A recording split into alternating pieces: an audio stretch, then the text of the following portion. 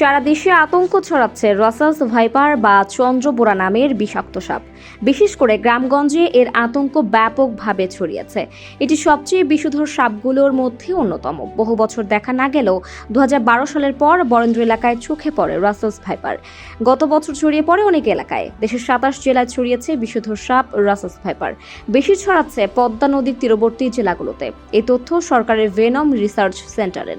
গবেষকরা বলছেন, অনুকূল আবহাওয়ার কারণেই ছড়াচ্ছে রাসেলস ভাইপার। এই সাপের কামড়ে 1.5 বছরে শুধু রাজশাহী মেডিকেলেই মারা গেছেন অন্তত 18 জন।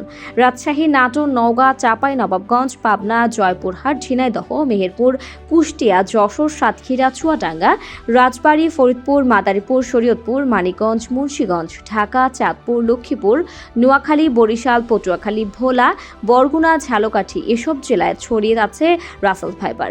রাসেলস ভাইপার সবচেয়ে বেশি ছড়িয়েছে চাঁপাইনবাবগঞ্জ, রাজশাহীতে। 1.5 বছরে এ সাপের কামড়ে শুধু রাজশাহী মেডিকেলেই ভর্তি হয়েছেন 68 জন আর মৃত্যু হয়েছে 18 জনের। গবেষকরা বলছেন, মূলত পদ্মা অববাহিকায় চাঁদপুর, মাদারীপুর, মানিকগঞ্জ এমনকি ঢাকাতেও দেখা মিলছে রাসেলস ভাইপারের। এটি একমাত্র বিষধর সাপ যা বাচ্চা দেয়। প্রতিবারের জন্ম নেয় 40 থেকে 50টি বাচ্চা। স্বাস্থ্য অধিদপ্তরের এনসিডিসির লাইন ডিরেক্টর অধ্যাপক রোবেদ আমিন বলছেন, জলবায়ু পরিবর্তনের কারণে অতিরিক্ত আর্দ্রতা ও অতিরিক্ত গরম অনুভূত হচ্ছে আর নদীর পানির পরিমাণ বেড়ে যাচ্ছে, লবণাক্ত এলাকা বাড়ছে। এমন পরিবেশ রাসেলস ভাইপারের জন্য উপযুক্ত, শুধু এদের বেঁচে থাকার জন্য নয়, তাদের বংশবৃদ্ধির জন্য। ভেনম রিসার্চ সেন্টারের প্রধান গবেষক অধ্যাপক অনিরুদ্ধ ঘোষ বলেন, ভারতবর্ষের যে অংশটা আমাদের রাজশাহী এলাকার সঙ্গে লাগোয়া, ওই অঞ্চল হয়ে পানির সঙ্গে স্রোতের মাধ্যমে গঙ্গা, পদ্মা হয়ে সেটা এখানে চলে এসেছে। দেখা গেছে এটি নদীর মাধ্যমেই ছড়িয়ে গেছে সারা দেশে। এগুলো পদ্মার নিচের দিকের এলাকায় যেমন রয়েছে তেমনই রয়েছে উপরের এলাকাতেও। এরই মধ্যে 50টি রাসেলস ভাইপার সংগ্রহ করেছে স্বাস্থ্য অধিদপ্তর। চলছে অ্যান্টিভেনম তৈরির গবেষণা। বর্তমানে এই সাপে কাটলে দেয়া হয় ভারতে তৈরি অ্যান্টিভেনম।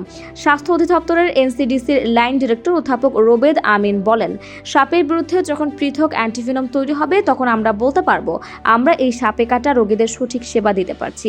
এর আগ পর্যন্ত আমাদের ভারতের অ্যান্টিভেনমের ওপর ভরসা করে থাকতে হবে। কিছুটা অলস প্রকৃতির রাসেলস ভাইপারের প্রধান খাবার ইঁদুর, ব্যাঙ, পোকামাকড়। তাই ফসলি জমিতে দেখা যায় এদের। ফলে আতঙ্কে আছেন অনেক এলাকার কৃষক। আজকের চিত্র, নিউজ ডেস্ক।